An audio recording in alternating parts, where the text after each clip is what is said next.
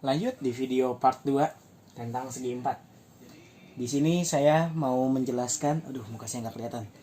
Di sini saya mau menjelaskan tentang jajar genjang.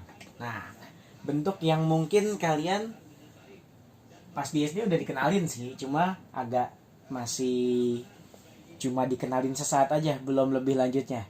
Di sini jajar genjang itu yang membedakan jajar genjang dengan persegi dan dengan persegi panjang itu apa? Jumlah sudutnya ada 4. Kalau dijumlahin 360 derajat masih sama karena dia segi 4. Tapi besar sudut masing-masingnya bukan 90 derajat. Di sini ya bebas. Jadi bisa dibilang dia kayak persegi tapi miring. Gitu. Karena miring dia bukan 90 derajat. Sisinya masih 4 sama. Ada sisi AB, ada sisi CD, dia sejajar. Ada sisi AD, sisi BC, dia juga sejajar. Nah, yang membedakan adalah di sini saya mau ngomongin masalah sudutnya dulu. Membahas tentang bab kemarin yang garis dan sudut. Di sini saya punya garis AD, punya garis BC, sejajar, dipotong oleh sebuah garis. Ingat kan? Yang waktu itu saya pengen jadiin tes lisan. Sudut A sama sudut B hubungannya apa? Di sini. Hubungannya sepihak dalam. Sudut A dan sudut B sepihak dalam. Artinya apa kalau sepihak dalam? Sudut A ditambah sudut B hasilnya 180 derajat. Berlaku juga dengan sudut C dan sudut D. Sudut C ditambah sudut D 180 derajat. Jumlahnya 360 derajat. Masih sesuai dengan segi 4, dengan definisi segi 4. Nah, A sama D itu juga sama. Karena kalau tadi berarti kita memandangnya ini garis sejajar yang dipotong, sepihak dalam lagi sama juga. Jadi di sini dapat diambil kesimpulan sudut A besarnya akan selalu sama dengan sudut C. Sudut yang di sini akan sama dengan yang di sini, dan sudut B akan selalu sama dengan sudut D. Itu kita ngomongin secara sudut dulu. Lanjut, udah ngomongin secara sudut. Sekarang di sini besar AB sama besar CD sama, ya. Besar AD sama besar BC sama. Nah, habis ngomongin sudut, saya mau ngomongin luas. Tapi di sini saya hapus dulu. Nah, luasnya. Di sini misalnya saya potong bagian ini. Bagian jajar genjangnya saya potong di sini. Ini saya tulis T. Ini tegak lurus. Apa itu T? Nanti. Tapi di sini juga saya bikin. Ini juga T. Ini misalnya E. Lihat, misalnya saya potong bagian ini. Saya tempel di bagian ini. Akan selalu sama, akan selalu tepat. Ibaratnya puzzle bakal cocok ditempel di sini. Ketika ditempel kayak gini bentuknya jadi apa? Jadi persegi panjang. Persegi panjang apa? Panjang kali lebar. Makanya luas persegi panjang adalah panjang. Panjangnya ini. Ya, lebarnya ini. Lebarnya tinggi, panjangnya itu di sini. Tapi kita karena CD sama AB itu sama, kita makanya AB. AB itu kita sebut alas. Alas kali tinggi. Kalau keliling, di sini keliling bukan alas tambah tinggi ya, beda. Keliling itu jumlah sisinya. Jumlah sisi-sisinya. Jadi AB tambah BC tambah CD tambah AD. Ini sisi miring biasanya diketahui di soal. Kalau kalian nanti di jenjang yang lebih berikutnya di Kelas 8 itu mencari sisi miring ada pakai teorema Pythagoras. Nah, itu spoiler buat nanti kelas 8 di sini. Jadi sudah ngomongin yang lain, udah ngomongin selain persegi sama persegi panjang, keliling itu selalu seperti ini. Jumlah semua sisi-sisinya. Berarti nggak usah kita bahas lagi, karena kalau ditanya keliling apa, ya udah tinggal ditambahin kayak kalian keliling lapangan. Sekarang luas itu alas kali tinggi. Nah, kalau ngomongin tinggi, apa itu tinggi? Harusnya ngomongin tinggi itu dibahas di segitiga. Tapi kalian kalau diukur tinggi badan, kalau namanya mengukur tinggi badan, itu kalian disuruh berdiri tegak. Ya kan? Lantai itu sebagai alas, terus kalian suruh berdiri tegak. Itu ngukur tinggi badan. Kalau bayi baru lahir, misalnya kalian punya adik atau punya keponakan atau ada sepupu yang baru lahir, yang diukur itu bukan tinggi badan, tapi panjang. Sama apa beda? Sama, tapi secara teknik pengukuran beda. Kalau panjang, bayi kan gak bisa berdiri ya, bayi baru lahir, makanya dia kan diukur dari kakinya sampai kepala, dilurusin dulu, badannya ditidurin, terus diukur panjangnya sekian sentimeter. Jadi kalau mengukur tinggi, kita itu harus berdiri tegak. Harus tegak. Tegak lurus. Tegak lurus maksudnya apa? Sudutnya. Sudut antara tinggi dengan alas itu harus tegak lurus. Harus 90 derajat. Bahasan lagi pada saat kemarin yang garis dan sudut. Silahkan dibaca-baca lagi garis dan sudutnya. Gitu. Jadi alas kali tinggi, luasnya itu adalah alas dikali tinggi. Sekarang yang ngomongin yang jadi alas ininya AB. Tapi bisa jadi alasnya itu AD. Kalau alasnya AD, tingginya itu siapa? Tingginya itu yang ini. Tingginya itu adalah ini, misalnya F, ini G. Tingginya adalah BG. Kalau alasnya AD, tingginya BG. Bisa juga tingginya itu di luar. Jadi ngukur tinggi itu adalah dari paling bawah sampai bagian paling atasnya, atau CE. Jadi ini variasi soal. Gimana, tergantung soalnya aja. Paham ya, Jajar Genjam? Silakan bahas lagi kalau mau cari video tutorial lain, video tentang materi lain, materi ini di video lain juga nggak masalah. Kalau mau nanya-nanya ke saya setelah ini juga nggak masalah. Oke, lanjut. Kita masuk ke nomor 4.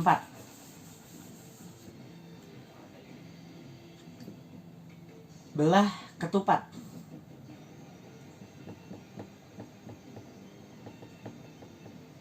Sampai sekarang saya masih nggak ngerti kenapa dinamain belah ketupat. Ya bentuknya kayak ketupat tapi nggak dibelah. Bentuknya itu dia, kalau saya biasanya gambar dari diagonalnya dulu biar lebih enak.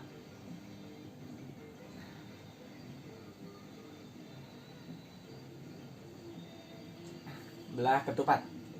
A, B, C, D.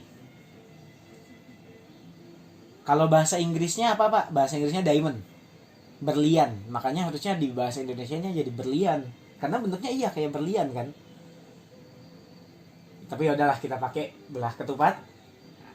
Di sini belah ketupat sisinya ada 4. Ini kayaknya kurang tepat nih, sebentar saya betulin biar agak mirip kayak belah ketupatnya. Nah, oke, ini C. Sisinya ada 4. Di sini semua sisinya sama besarnya. Bisa kita gini, cet. Belah ketupat. Ya, mirip ketupat. Terus titik tengah perpotongan dari diagonalnya itu O. Dan besar sudutnya 90 derajat. COD 90 derajat, AOB 90 derajat, dan seterusnya. Itu belah ketupat. Ada diagonal. Diagonal 1 itu adalah AC. Diagonal 2 itu adalah BD.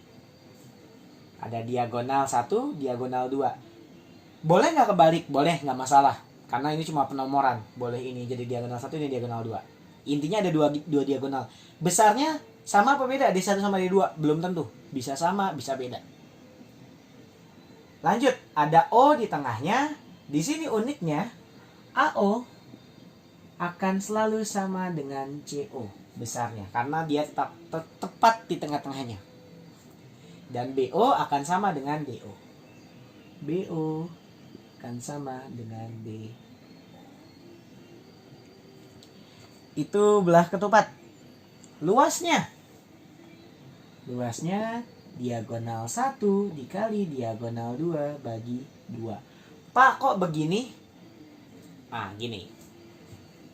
Ini D1 itu dari A ke C. Berarti kalau dari A ke O berapa? Setengahnya. Setengah D1 dari A ke O. Oh enggak, saya gini aja. Sekarang misalnya saya ngebaginya jadi 2 segitiga. Segitiga yang gini sama segitiga yang gini. Ya. Ada A, C, D. Ini ada O. Terus ini ada O, A, B, C. Luas segitiga yang ini adalah setengah kali AC kali D1. Setengah kali D1 kali setengah D2. Yang ini setengah kali D1 kali setengah D2. Alas kali tinggi bagi 2. Segitiga akan kita bahas nanti di bab selanjutnya. Setengah tambah setengah, habis dong. Kan ditambahin kan. Coret. Akhirnya D1 kali D2 bagi 2. Kelilingnya gimana? Tambahin semua sisinya. Yang tadi saya bilang, karena ini sisinya berupa miring, kalian untuk di kelas 7 ini masih belum terlalu banyak mencarinya. Tapi nanti kelas 8 bakal ketemu teorema Pitagoras, bisa dicari sisi miringnya kayak gimana nanti. Itu belah ketupat. Lanjut ke layang-layang.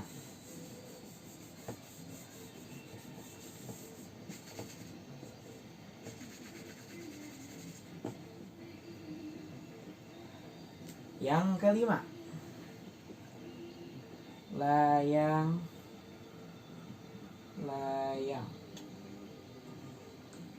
Layang-layang seperti halnya belah ketupat, dia adalah gabungan dari 2 segitiga.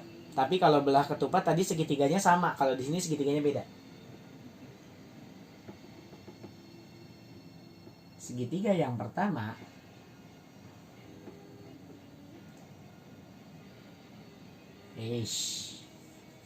sabar. Sama segitiga yang kedua. Ya, bentuknya kayak layang-layang dan bahasa Inggrisnya juga kite. K-I-T-E, kite.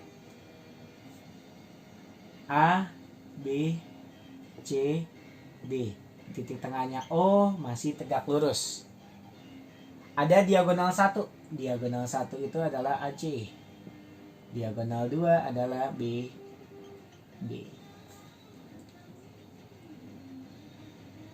Di sini yang membedakan adalah BO udah pasti sama dengan DO karena tepat di tengah-tengahnya.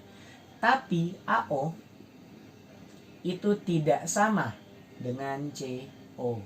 Lihat, AO-nya segini, CO-nya segitu kan beda.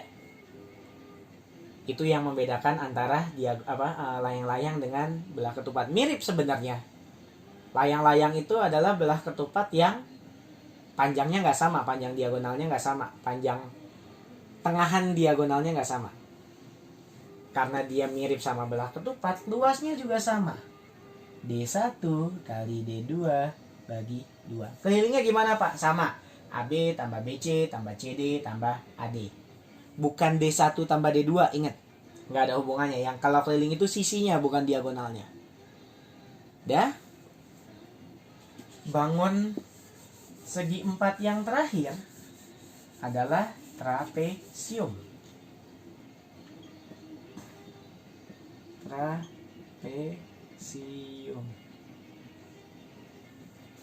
Trapesium ini pas kemarin kalian bikin rangkuman, ada yang poinnya di atas 90. Itu kenapa? Karena dia menyebutkan 3 tipe trapesium atau tulisannya berwarna. Tiga tipe trapesium tuh apa aja? Ada trapesium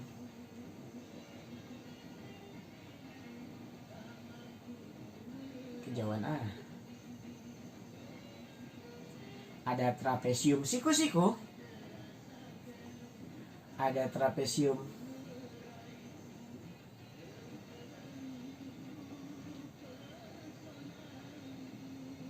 sama kaki, ada trapesium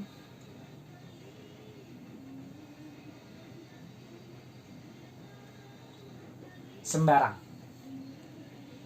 Ada siku-siku, salah satu sudutnya siku-siku, dua sudutnya siku-siku. Ada sama kaki, panjang yang miring ini sama yang miring itu sama, ada yang sembarang.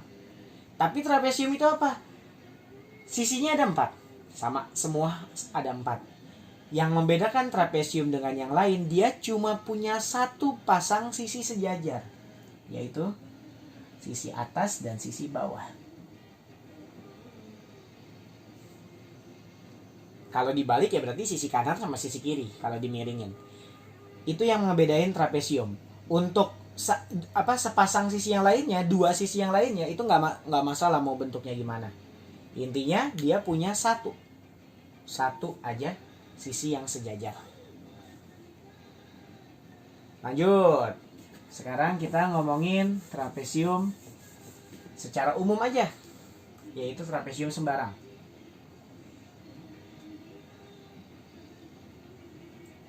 Ada A, ada B, ada C, ada D. Di sini AB sejajar sama CD.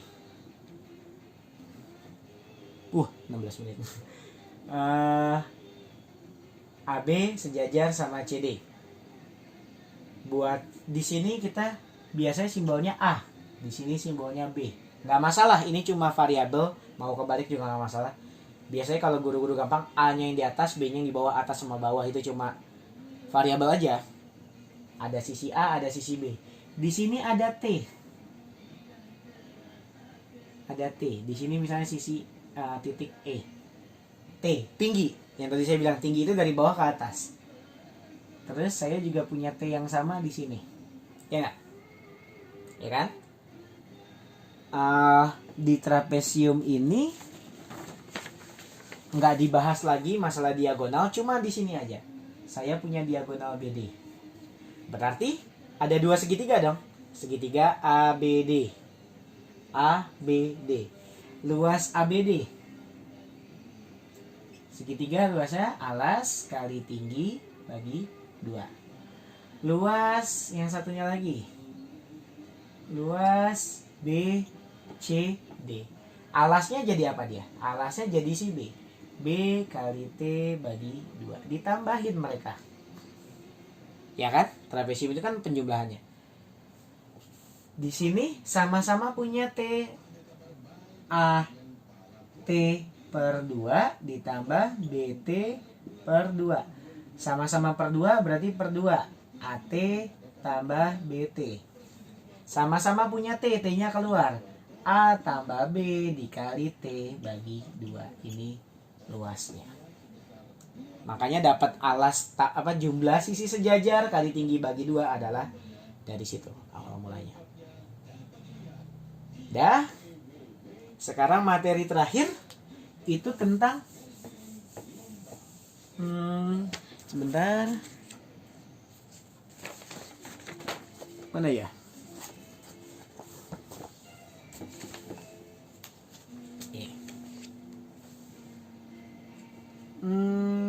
Luas bangun datar tak beraturan.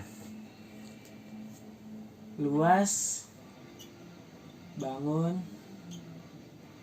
Wah, habis sebentar.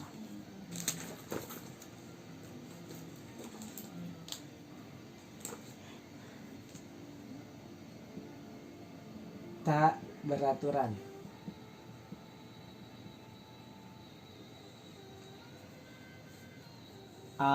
Untuk di sini saya saranin kalian menggunakan milimeter blok. Apa itu milimeter blok? Kalian cari apa kertas kotak-kotak bentuknya 1 mm 1 mm.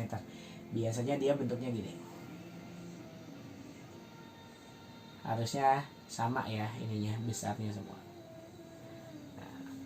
Misal saya ditanya suruh luas gini. Love. Luasnya berapa? Kalau di sini satu kotak ini adalah 1 cm persegi. Misalnya, cara kita mencari luas si love ini adalah dengan si persegi satuan itu. Di sini jelas-jelas ada 1, ada 2. Ya kan? Kita hitung lagi sekarang. Yang kita hitung adalah yang lebih dari setengah. Dia kita hitung 3, dia kita hitung 4, dia kita hitung 5, kita hitung 6. Ini kan sedikit-sedikit nih. Ya kan? Itu nggak usah kita hitung. Jadi yang kita bisa cari adalah kira-kira. Kita mengira-ngira luasnya berapa. Luasnya itu adalah 1, 2, 3, 4, 5, 6. 6 cm persegi. Lah ini kan tandanya sama dengan. Di sini kita pakai tanda perkiraan. Mirip kayak 2 gelombang. Jadi luas itu kira-kira 6 cm persegi. Udah, itu materi 1 bab kita ini. Kalau di buku BSE segitiga sama segi 4 digabung, tapi di buku Erlangga dipisah. Makanya saya juga bakal misah. Ulangannya kapan? Ulangannya nanti. Jadi untuk berikutnya kita bakal latihan soal. Siap-siap. Besok akan saya share latihan soalnya itu seperti apa. Oke. Terima kasih sudah menyaksikan.